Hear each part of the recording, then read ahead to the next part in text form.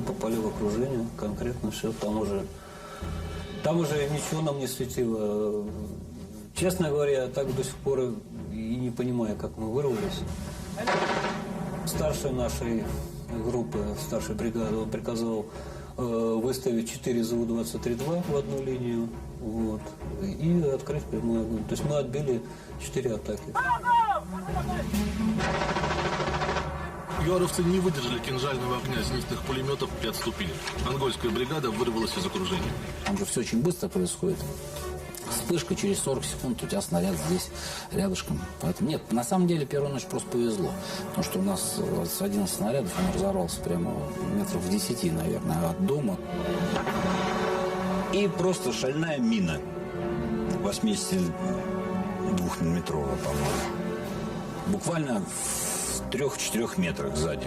Упал разрыв. То есть там вот советника командира бригады, у него просто контузия была, а Диме вот у него прям в спину на вылет через печень прошла, то есть мгновенно погиб он. В советских газетах про это не писали. СССР никогда не признавал участие наших военспецов в боевых действиях в далекой Анголе. Долгие годы их миссия оставалась секретной.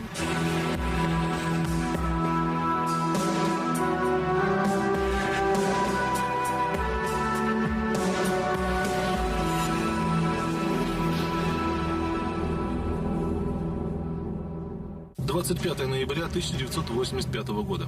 Юго-восток Анголы. Провинция Квандо-Кубанго.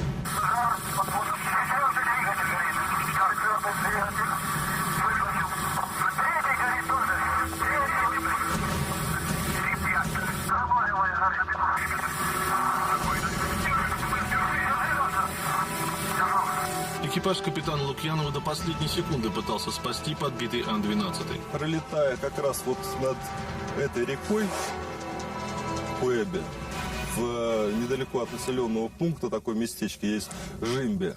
И там действовал отряд южноафриканского спецназа.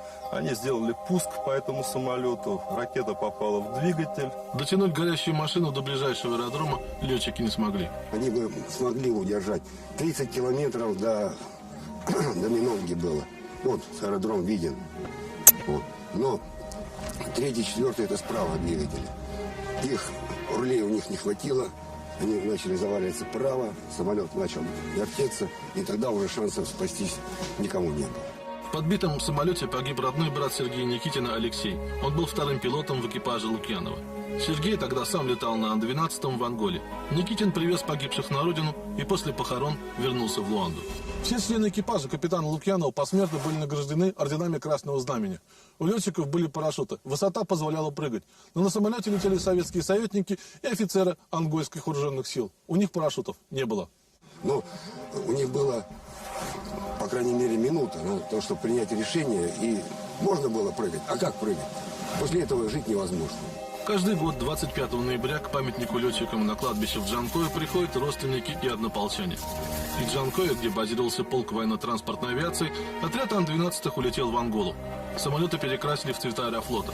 Тогда все наши транспортники на юге Африки летали с аэрофлотской символикой. Но она от зенитных ракет не спасала. За год до гибели самолета Сергея Лукьянова в другой Ан-12 попал американский «Стингер».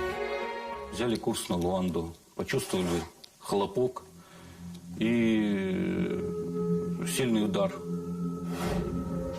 по самолету.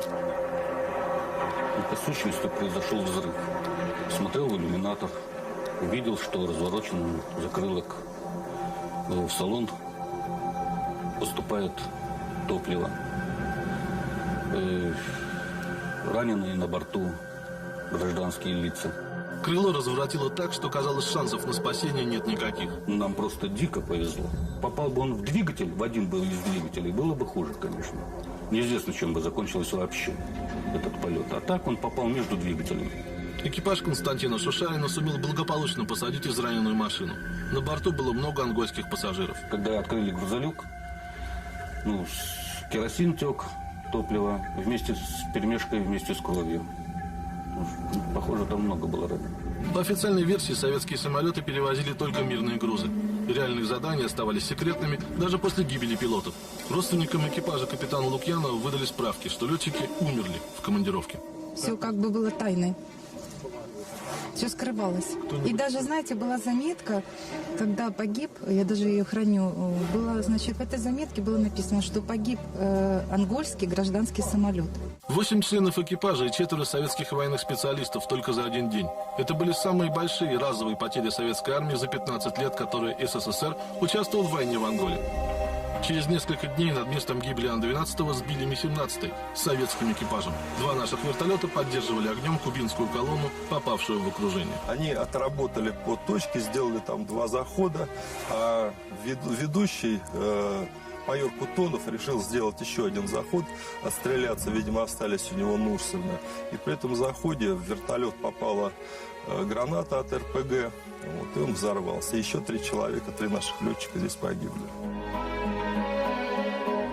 Это были опытные пилоты. Вертолет Дмитрия Кутунова не раз выполнял опасные задания. Из письма старшего лейтенанта Юрия Неверова, штурмана Ми-17, сгоревшего 5 декабря 1985 года в Анголе. ЮАРовские войска окружили 3 ангольские бригады. Там было 27 наших. Вот мы их и вывозили 2 рейсами.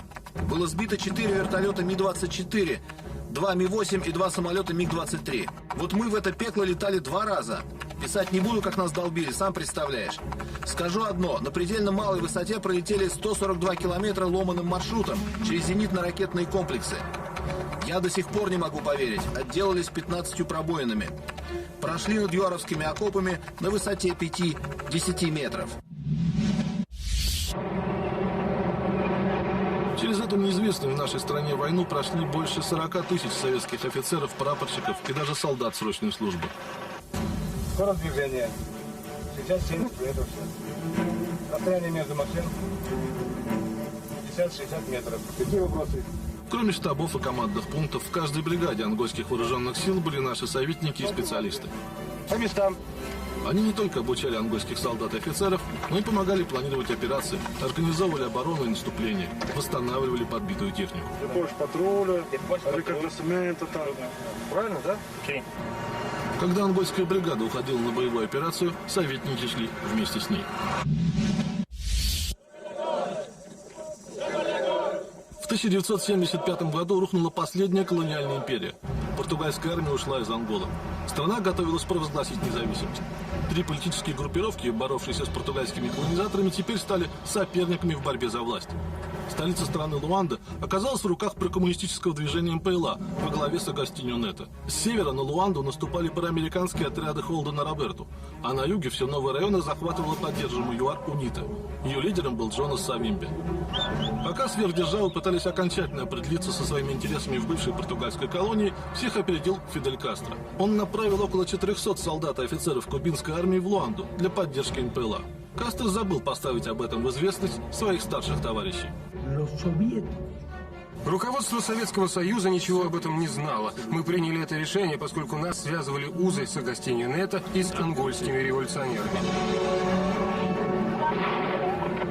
Вместе с кубинскими военными боевые отряды МПЛА Агастиньо Нето отразили грозившую с севера опасность. Разбили войска Холдена Роберта, которого поддерживал соседний Заир и ЮАР. Решающий удар нанесли советские реактивные установки залпового огня БМ-21 «Град», которые срочно были доставлены из СССР. Применение вот этих вот установок реактивных залпового огня, это была совершенно неожиданность большая. Поэтому, в общем-то, можно сказать, что, собственно, вот несколько залпов вот этих БМ-21, которые были в секрете доставлены сюда, они решили исход этого боя. На месте битвы под Кифангонду сегодня возвышается солидный монумент. Но это было только первое выигранное сражение в долгой войне, которое продолжалось больше четверти века.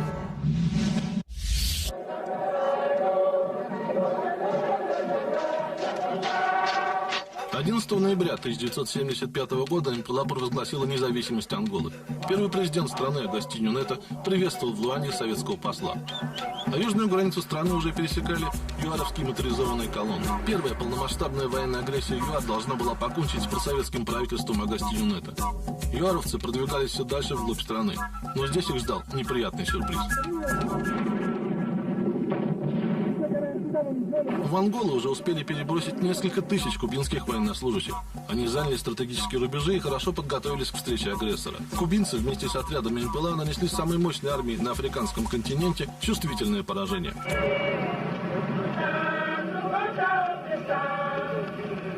Советское оружие потекло рекой. СССР поставлял его как кубинцам, ограниченный контингент которых в Анголе достигал 40 тысяч солдат, так и молодым вооруженным силам республики. Для строительства новой ангольской армии фаплов в страну прилетели тысячи наших военспецов.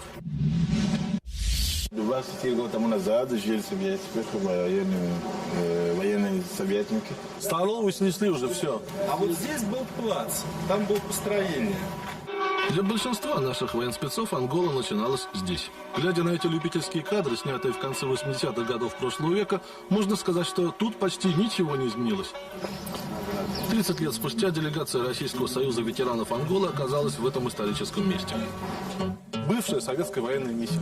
Сюда все приезжали в пиджаках, получали инструктаж. Кто-то оставлял пиджак здесь на все время командировки, получал военную форму, оружие и уезжал на фронт. Конечно, незабываемое впечатление. Я здесь не просто как автор фильма, но я сам принимал участие в этих событиях. Вот около года прожили вот здесь на втором этаже. Размещались переводчики, когда мы здесь работали. Условия, конечно, были такие, спартанские. Впрочем, мы так думали до тех пор, пока не разъехались по боевым бригадам. Так получилось, что здесь в свое время были в долгосрочных командировках сразу несколько представителей современной российской элиты. Здесь жили переводчики, здесь в этой комнате жил, сейчас закрыто, там жил Игорь Иванович Сечин. Президент нефтяной компании «Роснефть» в 1985 году был старшим переводчиком группы советников военно-морского флота. Я помню, Олег Николаенко, по-моему, болел тогда малярией, и как тут Игорь Иванович, ему, знаешь, ставил уколы, помнишь, так сказать, от малярии. Вы же в одной комнате жили, да. Это ощущение. А мы жили в доме напротив вас. На самом деле командир и есть командир, что там говорить. Ну и учил, потому что кому еще пойдешь? К старшему переводчику и шли к Игорю Ивановичу. Как это перевести, как здесь какой термин. После провозглашения независимости у ангольского правительства и у наших советников долгие годы оставались два смертельных врага. Внутренний – оппозиционная группировка УНИТА, которая развернула широкую партизанскую войну почти во всех провинциях страны. Лидер УНИТА Джонас Савимби оказался упорным противником. Мы будем продолжать нашу борьбу в любых условиях, потому что не хотим стать рабами России на своей земле. УНИТу поддерживали США. Согласно секретному распоряжению ЦРУ, Савимби получил деньги для привлечения на свою сторону наемников. На территорию, которую контролировала УНИТа, стали съезжаться головорезы из Европы, Америки и Африки. Они исповедовали принцип полного беспредела.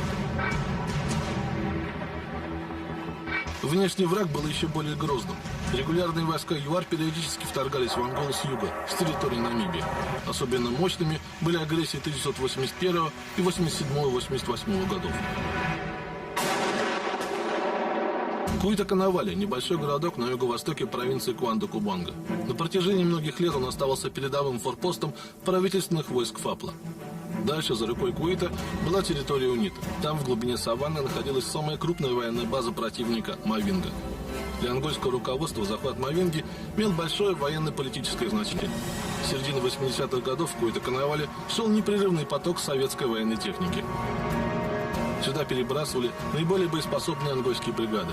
Советские советники разработали несколько операций по взятию Мавинги.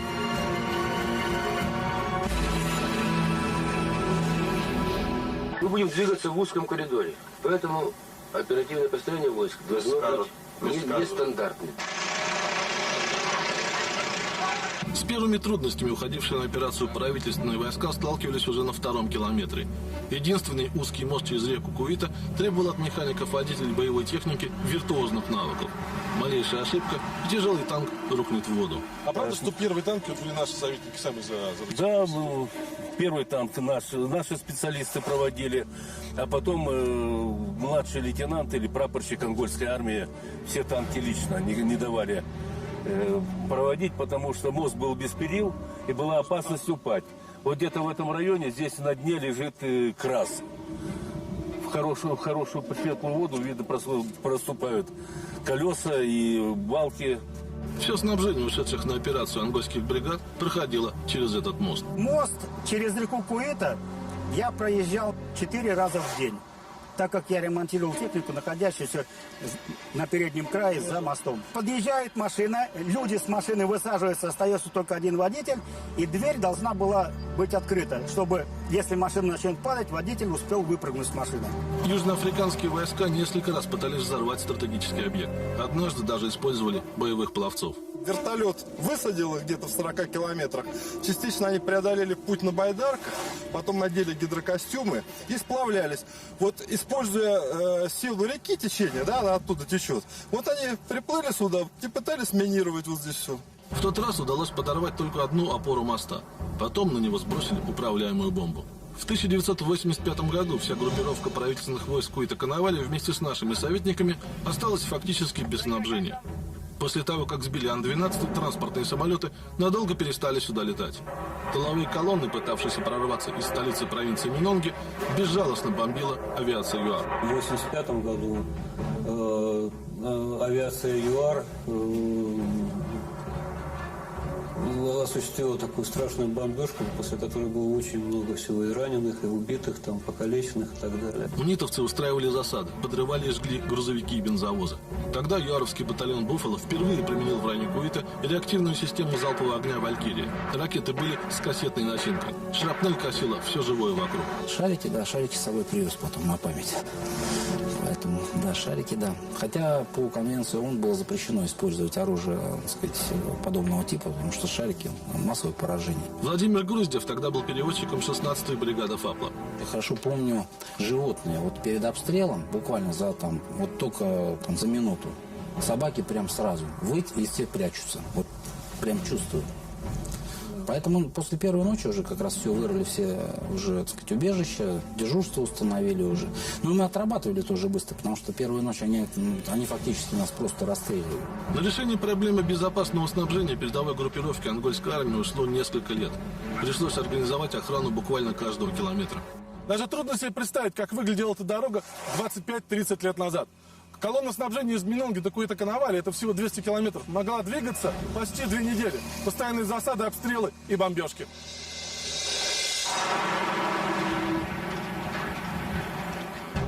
Так случилось, что прикрывать центральный, самый протяженный участок трассы выпало нашей бригаде, 10-й пехотной. 9 месяцев нас, советских офицеров, здесь было 3.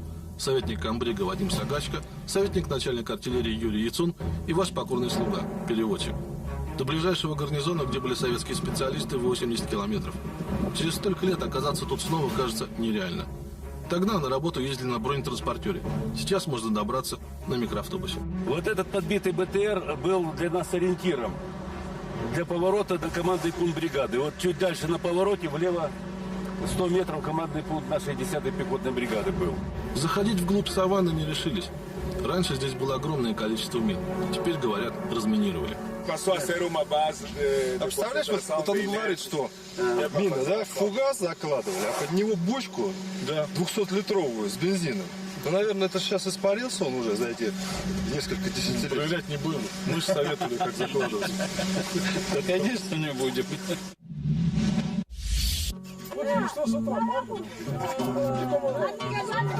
С дороги мы все-таки сошли и вызвали страшный переполох у местных жителей. Они как раз закончили трудиться. Уклад жизни народности Гангела не изменился. Это поле в саванне рядом с подбитым легким танком обрабатывается примитивным подсечно-огневым способом земледелия. Лес выжигают, но не выкорчевывают и сажают кукурузу, маниоку и сорго. Вот уже собранные клубы маниоки сушат на солнце. Потом их измельчают в ступе и готовят желеобразную клейкую массу – фунш. На таких плантациях аборигены живут в тростниковых хижинах, кимбах.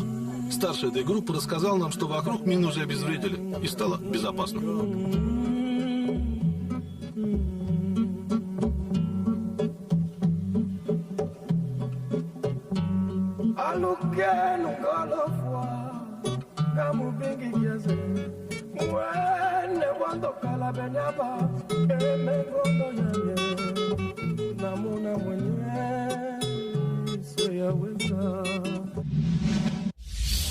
А вот и наша Кимба в поселке Лонго. Мы были очень счастливы, когда перебрались сюда из землянки. Стены были закопченные, окон не было вот приблизительно как сейчас. Ну там не было ни электричества, ни воды. Ни электричества, ни воды. Воду нам привозили от реки в бочки, которые мы долго кипятили. Зато на фотографиях наш дом получался очень красивым, а целлофан вместо стекол блестел, как современный стеклопакет. Сегодня трудно догадаться, для чего мои товарищи приспособили эту кабину от подбитого грузовика. Это душ? Душ. Сверху была бочка. Вот. Ну, было в траншее все внизу. Здесь были траншеи. Сбитый штурмовой вертолет Ми-24 тоже пригодился для обустройства нашего быта. Я, может быть, это и мои следы, вот там вот, вырезал штык-ножом отсюда дюралюминиевую обшивку и обшивал наш душ, чтобы ветром не задувало. Наши соседи в бригадах о таких условиях могли только мечтать. В саванне спать можно было или в землянке, или в бронетранспортере. От прямого попадания это убежище не спасает. Советники называли его рефужио, но от осколков мин и снарядов вполне спасало. Возвращаясь после работы в такие жилища, иногда приходилось выгонять непрошенных гостей. Это были не только летучие мыши. Обычно сверху змеи падали на нас. Если времени, чтобы вырыть землянку, не было, спали под бронемашиной. Когда они не просто останавливались в лесу, значит, выкапывали глубиной сантиметров 60 яму углубления. Сверху наезжал БРД, и там мы спали. Потому что в основном обстрелы все эти атаки ночью делали. И при минометном обстреле самое эффективное, это надо где-то ниже лежать уровня земли, и чтобы сверху, тебя чем-то сверху защищал БРД. Баню устраивали, затягивали палаткой какой-то там промежуток, нагревали воду. Вот. Ну и если успевали, то могли помыться. Потому что из-за этих обстрелов, собственно говоря, у нас даже не было времени нормально помыться. У нас вши завелись. То есть мы реально кормили в окопах вши. Иногда желание помыться оказывалось сильнее здравого смысла. И в самый разгар, значит, мытья, значит, начинается бомбежка. Все в укрытии. Ну, там еще Андрей Поликанов такой был, друг мой, мы с ним в основном контачили. Ну, и стоим в душе. Андрюх говорит, ну, бомбежка началась. Я говорю, ну что, если накроет, так накроет. Давай хоть домоемся. Зима или сухой сезон Касимба наступает в этих краях, когда в России лето. Ночевать под броней холодно. Ночью до 0 градусов заморозки. Вот спали там поролоновая подушка, с нее поднимаешь голову, темное пятно сухое, а остальное оно инеем покрыто. Солнце встало над горизонтом повыше. Все, до 45 градусов. Деревья не выдерживали, деревья лопались. С них опадала листва. Из-за жары, из-за перепада температуры, а не из-за холода, как у нас. Мало кому из наших военспецов, оказавшихся здесь, на Южном фронте, удавалось не заболеть тропической малярией. Хотя там очень много змей различных размеров, различной толщины. Очень много других болезней. Но самый страшный зверь в Африке – это комар, переносчик малярии. Малярия очень тяжелая болезнь. Я переболел 2 раза. Это высокая температура, до 42 и до 43 градусов температура. Человек обессиливает, обезвоживается. Специалист по ремонту бронетанковой техники Владимир Волков едва не умер от осложнений после малярии. Его пришлось отправить самолетом в Москву. Эвакуировать больных с переднего края было очень трудно, поэтому, кого могли, лечили в полевых условиях. Одна из попыток эвакуировать тяжелобольного закончилась трагически. Погиб советский сержант, призванный в армию на 2 года. Александр Никитенко, рядовой сержант, связист, водитель нашей группы. Это, кстати говоря, очень интересный такой факт, что здесь воевали не только солдаты, не только офицеры и прапорщики, но и были рядовые срочной службы. Он повез в госпиталь нашего заболевшего офицера, и по дороге машина нарвалась на мину.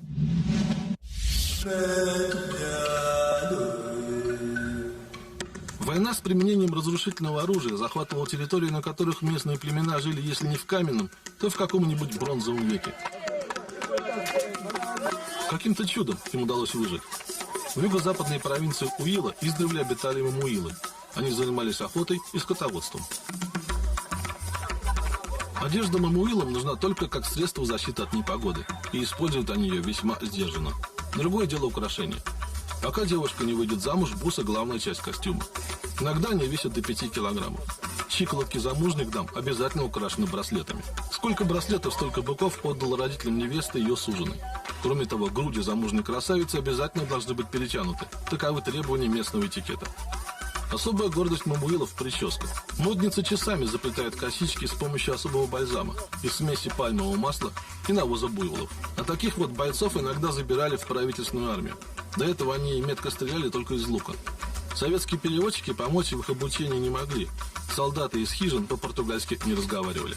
Значительно больше подобных вояк было у Савимби. Антиправительственная группировка УНИТА часто пополняла свои ряды, устраивая облавы в затерянных в саванне поселениях.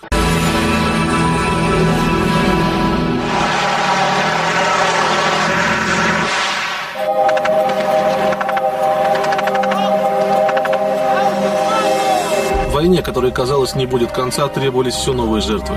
За 27 лет она унесла жизни более миллиона человек. Точной цифры потерь не существует.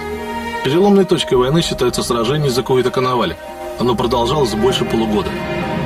Небольшой, затерянный в саванне поселок из 3 улиц после этой битвы в прессе стали называть городом. Куита-Канавале не зря называют ангольским Сталинградом. В 1988 году здесь было остановлено крупнейшее наступление южноафриканских войск.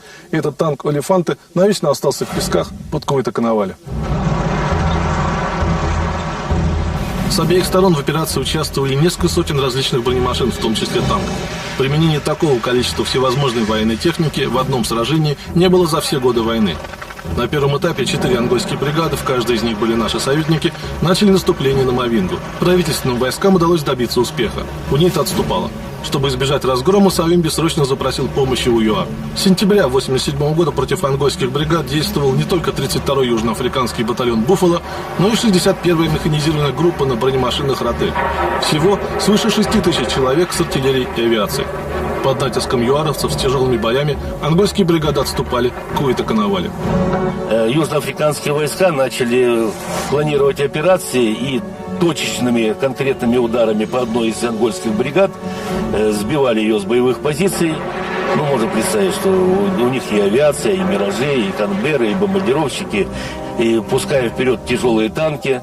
Потери ангольских бригад были очень большими. Появились погибшие и среди наших офицеров. Позже советские военные поставили им импровизированный памятник на позициях у Куита. В самом городке из-за секретности советское же военное руководство никаких обелисков устанавливать не разрешило.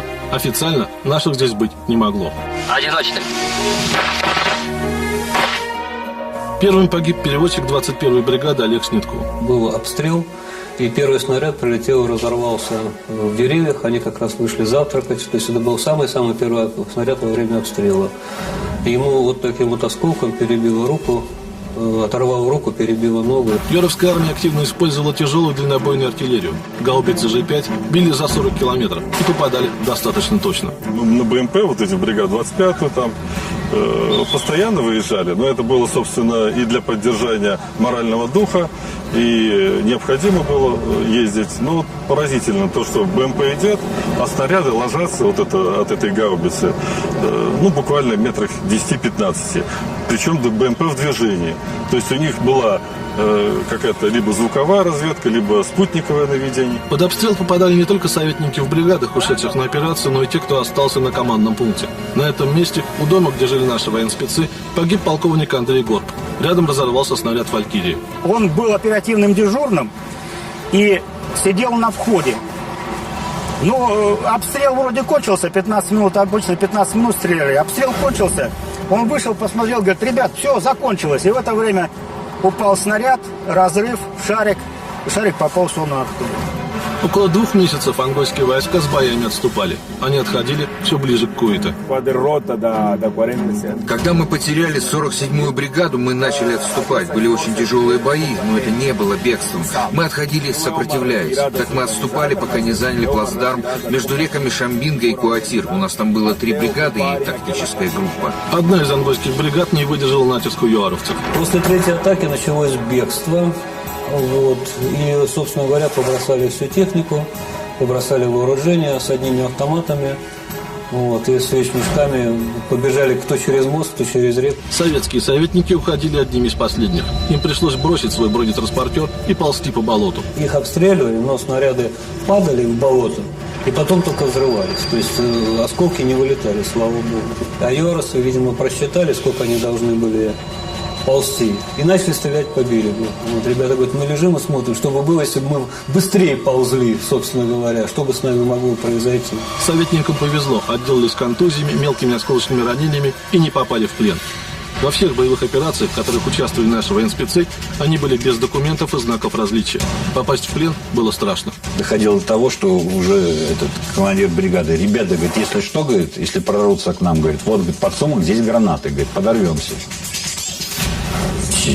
Кивнули, да. Ну, чтобы не захватили унитасы, потому что они страшно, я знаю, как они издевались над пленными.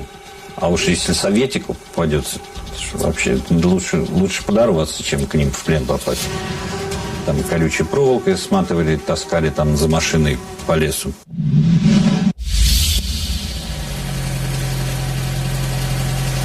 Давай, поедем. Рабочий день фермера начинается рано. Утки, куры, овцы и куча других забот. У меня одна нога подбита, перебита. В смысле, раненый? Ну, вывернута, они порвали связкой менис. Сейчас его жизнь течет мирно, но в 1979 году Николай Пестрецов был военным, прапорщиком Советской армии. Когда он согласился на длительную командировку в Анголу, то никак не ожидал, что окажется в кейптаунской тюрьме. Что захотят, то и сделают. Хотят, уши отрежут так же, хотят, башку отрежут. Пестрецов служил в Анживе, маленьком городке на юге страны. Обстановка была спокойна настолько, что через год к нему из СССР приехала жена. Вот на этой фотографии белокурая женщина слева от мужа Едвига Пестрецова. Но совершенно неожиданно в 5 утра юаровцы начали наступление.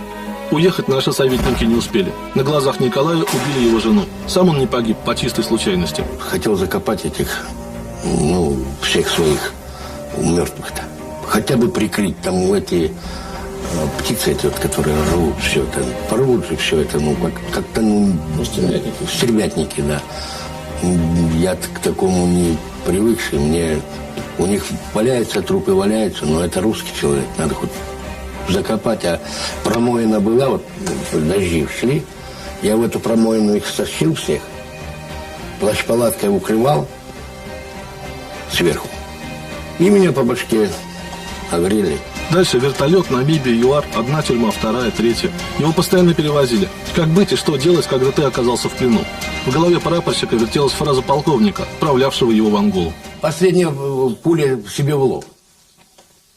То есть мы вас выручать не будем? Да. Юаровцам нужны были доказательства, что здесь воюют советские офицеры. От Николая требовали только одного – признаться, что он военный. Но до допросов прапорщик отвечал одно и то же. Я не военный, я гражданский специалист и все. А почему при тебе автомат и пистолет был? Я говорю, каждый советский гражданин, говорю, проходит службу в войсках. Умеет стрелять. Его пытали, не давали спать, угрожали, кололи наркотики, но прапорщик не признавался. Так шли долгие месяцы, и казалось, надежды уже нет. Но вдруг тюремный режим смягчился. Пленника под охраной стали выпускать в город, разрешили ходить на пляж, даже организовали поход в зоопарк. Позволили запечатлеть это событие. Вот фотографии с этой экскурсии. Вот это вот бабы военные. Белорусские? Да. Они, видишь, одеты как вот, это в зоопарк. Когда водили, вот, чтобы не подать вида, кто я и чего. Причина такого неожиданно гуманного отношения Красный Крест. Международная организация заинтересовалась условиями содержания советского пленника. И вот после 2 лет заключения Пестрецову сказали: тебя обменяют на 2 юаровских летчиков, которые захватили ангольские правительственные войска. Перед обменом Николай увидел 2 соотечественников и понял, что он был не единственным советским пленным на этой далекой войне. Ангольцам очень нравились эти самолеты. Небольшие транспортные Ан-26 могли приземлиться не только на аэродром, но и на проселочную дорогу в саванне. Летчик из Дагестана Камиль Малаев совершил в Анголе всего одну вынужденную посадку, после того, как в правый двигатель попала зенитная ракета. Крыло горело. Над деревьями иду, потом снизился, стал по верхушкам деревьев бить самолетом, чтобы вот погасить скорость. Да? Вот. И как только вот это деревья прекратились, там, видимо, склон вот такой вот к реке, и смотрю, вода, река, я сразу раз, и это самое, самолет, и приземлил вот тут на брюхо. Вот так. Но ни один член экипажа даже царапину не получил. А Камиль серьезно повредил позвоночник. Пилота в полусознательном состоянии оттащили от горящего самолета пассажиры, ангольские военнослужащие. Как его, командира корабля, бросили свои же члены экипажа. Малаев до сих пор не понимает. Остался только бортмеханик Иван Чернецкий. На этой фотографии он рядом с унитовским лидером Савимби. Поднял голову, смотрю, окружают нас. Я сразу раз переключил. Я говорю: Иван, что делать? Будем отстреливаться. Он говорит: как хочешь. Вот. Ну, я поднял автомат, кто ближе ко мне, из этих, которые окружают, и на курок нажал. Это клац, звук, выстрел не последовал. 2 года унитовского плена. Летчиков постоянно перевозили из одной затерянной в саванне деревни в другую. Держали в тростниковых хижинах, часто в тех, что местные жители строили для скота. Меня скрутили и бросили в эту хижину. Связали руки, ноги и бросили в хижину. Так, а там эти и скорпионы ползают, и всякие жучки, паучки, и змеи. Змеи кишели вот так вот. От летчиков хотели только одного — признания перед западными журналистами, что они советские офицеры. Но пленники на самом деле были гражданскими пилотами. Вот только летали они на военно-транспортных самолетах ВВС Анголы. Камин не признался даже в этом. После освобождения Малаеву вручили орден Дружбы народов. Приходи только по дорогу. А почему? Потому что пока еще есть мины. Мы на месте упорных боев под Куито-Коновале. В 1988 году здесь удалось остановить наступление юаровских войск. Повсюду разбита военная техника. Особенно много советских танков и бронемашин рядом с местом, где была переправа. Было нарушено снабжение войск ФАПЛа на левом берегу реки Куито. Наши советники организовали паромную переправу вот на этих гусеничных самоходных паромах. Тогда здесь творился сущий ад. Войска ЮАР несколько месяцев упорно пытались прорвать оборону и захватить Куито. На нас испробовали все, что только могли. То есть у нас были с дистанционным управлением, и кассетные, и химические, и, дальнобойные на 47 километров, 155 миллиметров, вот такой вот снаряд от пола, собственно, который меняет контузию. Переводчику 21-й бригады Игорю Ждаркину повезло. Гаубичный снаряд не долетел до землянки несколько метров. Я перегнулся к тыловику. В это время разрыв. Вот, и меня буквально вот так вот взрывной волной меня скидывает. И я упал прямо под стол. Это хорошо, что я упал под стол, потому что посыпались бревна. Вот, старший, бревном по голове стукнул. Но ангольские бригады вместе с нашими советниками выдержали натиск противника. На помощь очень вовремя подоспели кубинцы. Кубинцы сюда перебросили 52-ю пехотную бригаду. Вот. Но эта бригада была не полного состава. Там была артиллерийская батарея, где-то около 15 танков и около 800 человек личного состава, всего лишь навсего. И эти люди смогли переломить обстановку. Они были введены на боевые позиции ангольских войск. И практически с их помощью было остановлено наступление южноафриканских войск. Последний штурм юаровцы предприняли 23 марта 1988 года. Тогда защитники Куита уничтожили 3 тяжелых танка «Олефанта» и еще один смогли захватить почти без повреждений. Вот этот заехал прямо на минное поле. Это необычное минирование. Мы ставили мины-ловушки. Мы закладывали противотанковую мину, сверху большую канистру с бензином, пару снарядов от града. Таких ловушек и сейчас здесь полно.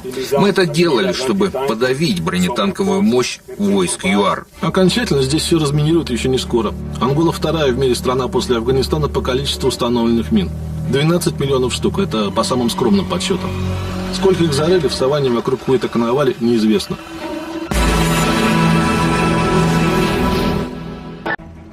Куито удалось отстоять. После мирных переговоров юаровские войска отошли в Намибию.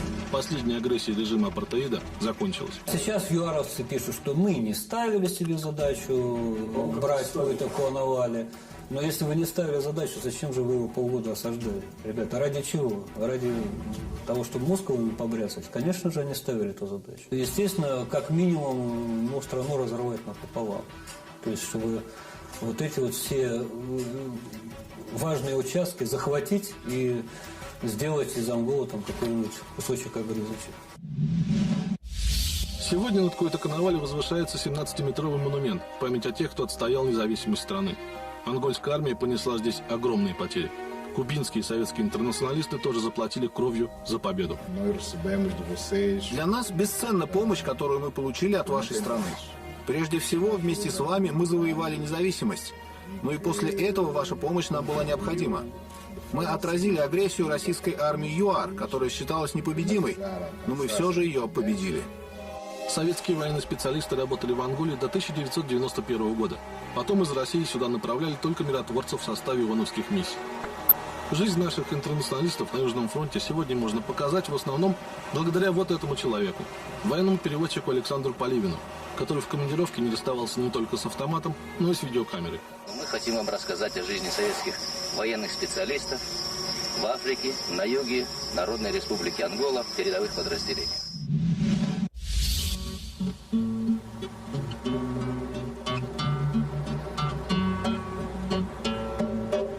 Гражданская война в Анголе продолжалась еще очень долго, уже после того, как ушли советские военные специалисты, на Кубу вернулся ограниченный контингент интернационалистов, а в ЮАР прекратил существование режима апартеида. Попытки ООН примирить официальную ангольскую власть во главе с президентом Жозе Эдуардо dos Santosом Сунита были тщетны.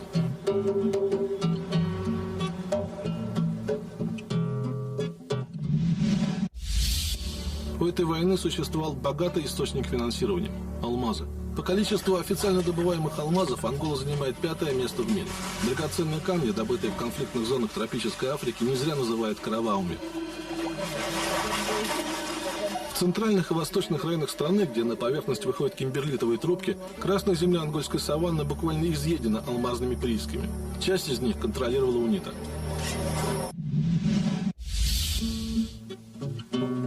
Война прекратилась только в 2002 году, когда был убит лидер антиправительственной группировки Джонас Савимби, а УНИТА превратилась в официальную оппозиционную партию. Последние 12 лет страна живет в мире. Сегодня Ангола, и особенно Луанда, сильно отличаются от той страны, которую навсегда запомнили десятки тысяч советских военных гражданских специалистов.